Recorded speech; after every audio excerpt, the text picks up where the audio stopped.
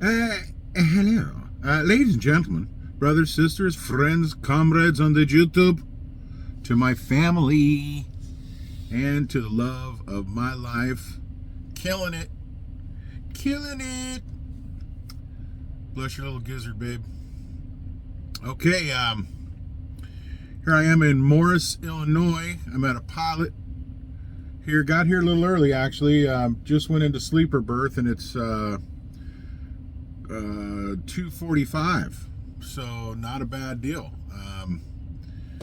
Had a great little trip, I'll tell you what, and it's why I'm just now getting to uploading the video here, because the day's travels were lengthy, let me tell you. So let me give you a quick summary on that, and I've got it right here on my dashboard.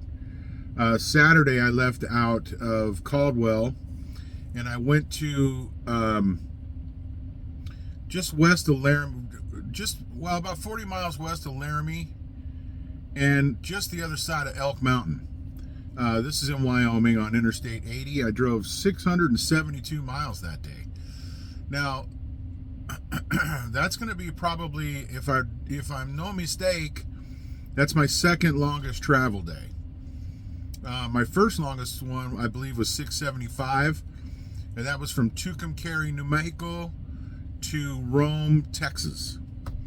So yeah, a couple long days, but you know, when the weather's good and the roads are good, you can hammer down. And I started early enough in the day where I could just go, and I didn't have to stop, and really couldn't stop. I had a lot of road to cover. So that day again, 672, and then the second day was 632 miles from that rest stop to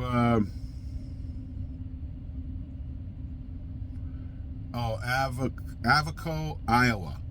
One of my favorite truck stops, actually. It's a big place, a lot of room to maneuver the truck, 200 parking spots, plenty of fuel, a scale. You know, I like staying there.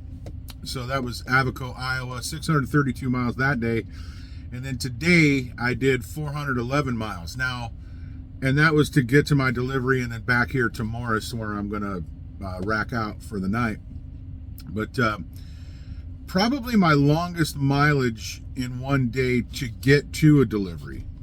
I drove 6 hours, maybe a little bit more than that, to get to my delivery, which was in Wilmington, Illinois, at a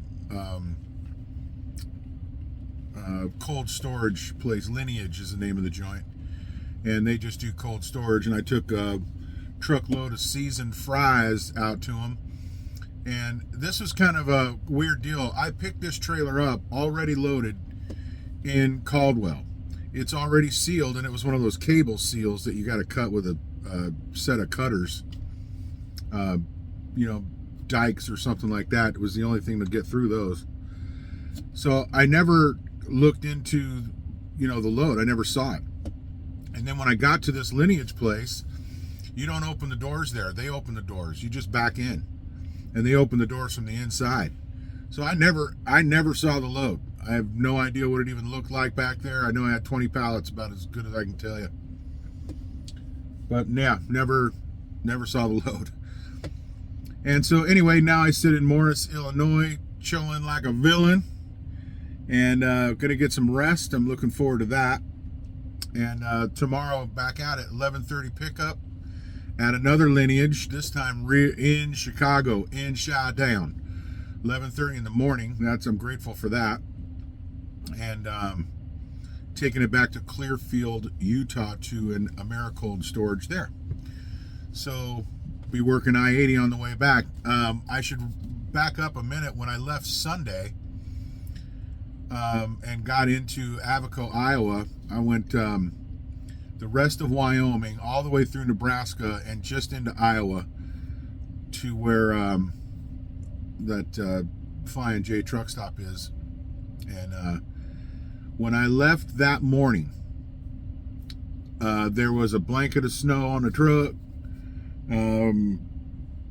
There was a few spots where there was ice on the road. It was 32 degrees when I got up. I was washing I can't stand spotted mirrors. I cannot stand that. Or my window. I can't stand it. So I make sure to wash those before I leave. I've got 2 hood mirrors and 2 door mirrors and 2 windows. They all get washed before I go anywhere. I cannot stand spotted mirrors, particularly with rain, or in this case there was even snow to deal with. So we had to go pretty slow through Laramie and up through Cheyenne. Cheyenne wasn't as bad, but Laramie was pretty icy. And when you get into Laramie, in either direction, it's extremely mountainous. There's big grades to climb and big grades to descend. So yeah, my work was cut out for me that morning. And I did see a truck that was sleeping nicely on its side, that apparently had flipped over in at least the early morning hours during the night, or maybe the night before, but definitely because of ice and traveling too quickly in the ice. Doi. Happens all the time. So anyway, got a little taste of why I can't stand Wyoming in the wintertime. I can tell you that. I can't stand it. So anyway, going well there. Quick health update. Not a bunch of changes. Got through my antibiotics, so just kind of waiting to see where that lands me. And I might have to give the DAC a call and see if I can get another batch. I'm going to give it a minute to see where I'm at. I've been non-stop on antibiotics since September 22nd. It's now November 20th. So damn near a solid 2 months with antibiotics every day with 6 different types. So I'm about sick of that, but may have to go another round. We'll have to wait and see on that. Okay, I also mentioned, well, let me back up a second. A quick shout out, brother Eric. I don't think I know Eric, but if you look in some comment sections throughout my videos, and including the last one, he shouted out to me about my hello. Gets him to giggling, and that tickles me. I like it. I enjoy that, people get a kick out of that. He asked me, where did I ever come up with that? And I don't know. I got a whole repertoire of different accents and stupid words, and it's just a Clyde word. I think I started using that when I was in the warehouse at the high school district many moon ago, because we got so many phone calls over there. It just, you had to mix it up a little bit. I'd answer the phone, hello. So that's kind of where that started. So shout out to Eric for making mention, and I'm glad that tickles you. Okay, quickly, I'm already 8.5 minutes into this, and I've only given you a recap of one load. Okay, but I did want to talk about the inward-facing camera that I have on my window. I've also got one outwardly facing, and I'll just show you really quick. Might as well. I showed you all this last time. These are the cameras.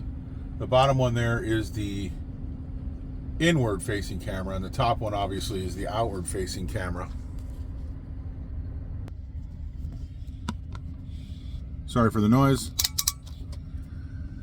Yeah, so anyway, those cameras, both of which are on all the time. However, and it's my understanding that, this is what they tell me. I have no proof of this, but I'm told that they're not being monitored 100% of the time. There's 800 trucks in our fleet. They all have inward-facing cameras, and they all have outward-facing cameras, and big cattle guards on the front bumper. I'm told they don't run they're not monitored 24/7. What happens is if there's an inertia event, slamming on the brakes, a swerve, something like that, that then goes to a third party. And then the third party reviews both the out-facing and in-facing cameras. And then if they find it worthy to report that to Leonard's Express, they will do so. One incident that I had, I call it an incident, it was really just a hard break, was when I was in training. As a matter of fact, it was my first training load ever. I was driving in Laredo, Texas, and some lady was, she just slowed down all of a sudden. It was like she stopped on the freeway. We were empty, and I smashed the brakes because I before I recognized that she was like really stopping, we were going highway speed, 65 miles an hour. So I jammed on the brakes, and I even told my trainer, I said, well, we're gonna have a phone call for that. He's like, nah, you won't get a phone call for that. Well, yeah, I damn sure did. Matter of fact, I had to go into the office over that when we got back into Caldwell from Laredo. So that's when it's seen. Well, a lot of guys, they don't like it. They think that they're being monitored all the time. I don't know. Maybe they got something to hide. Maybe they are shy. Maybe they don't like being on TV. Maybe I don't know. There's 1,000 reasons not to like it. I think privacy is probably the number one reason called out. But I'm here to tell you, if you're going to drive for a company, especially a decent sized carrier, that's the route they're going. They're going the inward facing camera across the board. Some of them will do it for a short amount of time, like Brother Kevin over at I was going to say CFI. Oh my God. Over at Crete Carriers, Kevin and Tanya, the joy of trucking. He had one for what he said was 6 months. His first 6 months, maybe it was weeks, on the truck, and then they supposedly were going to remove it. Leonard's Express does not remove it. Now, a lot of guys think that, if I crash, they're going to put it on me by looking at the camera, and then I'm going to be responsible for any lawsuits and all this nonsense, which may be true depending on how severe the accident is. But the bottom line is, Leonard's Express's name is on this door. They're not going to get out of that. They hired you as a professional driver, me as a professional driver, to do just that, professionally drive. And that means paying attention. We just did a safety, I just watched a safety meeting last night. That's our fourth quarter safety meeting. We get one every quarter that we're required to watch or attend. And they showed some video of a guy, my steering wheel's right here. My phone is exactly to my left. And dude's scrolling on his phone, looking at his phone. Scrolly. And then he looks back up and there's a little pickup truck in front of him. And he slammed into it. Yeah, disadvantage. Yeah, bad for you that there's a inward facing camera that ensures your dismissal, terminated. Luckily, everybody walked away from that, literally walked away from that crash. The driver of the pickup truck was probably beaten up a little bit, but not injured enough for an ambulance ride. So, that's where it's detrimental to you, is because you're doing something stupid while you're driving I was just hauling 76,000 pounds. Why are you not paying attention when you got anywhere between 76, 79,000 pounds on board? What are you doing? That's one thing. But then the other part of that is it could save you in an unpreventable crash. Somebody that's riding alongside of you on your driver's side over here, they're running alongside of you, and all of a sudden 2 cars over, they have a mechanical failure and everybody's crashing into your truck. Well, that's not your fault.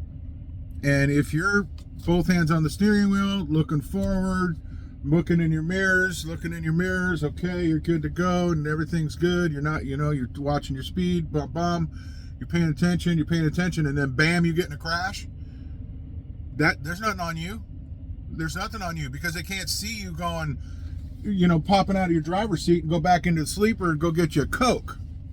Okay? So, as far as I'm concerned, the inward-facing camera is just the way it is. It's life in the big city, in big trucking, and it doesn't matter whether you like it or not. If you're going to work for a big carrier, you're going to have it. It's the route that they're going. If they can afford to put them in, they're gonna. I don't think it's a big deal. I don't care.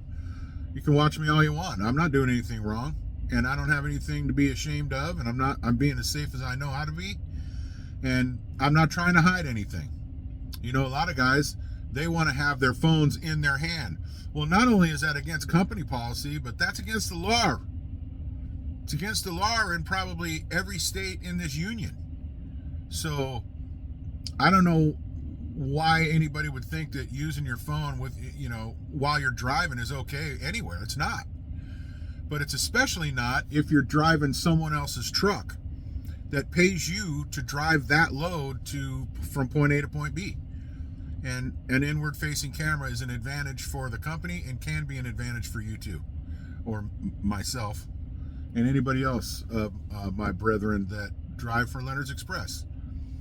So I don't care about the inward-facing camera. Video doesn't lie, and that's your saving grace nearly every time. Video does not lie. Video tells the truth. So anyway, we're still doing good. Swiveling a little bit here. I am in the Chi-Town area, so we keep our eyes peeled, our heads swiveling. I see a brother coming in here. We're gonna get her parked, and we're just keeping an eye out. I got a really good spot here, way down on the end. I don't have any chance of being blocked in. The fuel's right down that way, over there, and I'll be good to go. I don't have to leave here until about 8:30 or 9 o'clock tomorrow morning. So I'm happy for that. I'm going to be well rested when I start my road trip back toward Utah, which is going to be back across, I-80 over to back through Wyoming. So not looking forward to that. I cannot stand that state in the wintertime, as you all know. All right, so sorry, I know it's long. We're already damn near 18 minutes into this one. My apologies. It's just how it goes sometimes.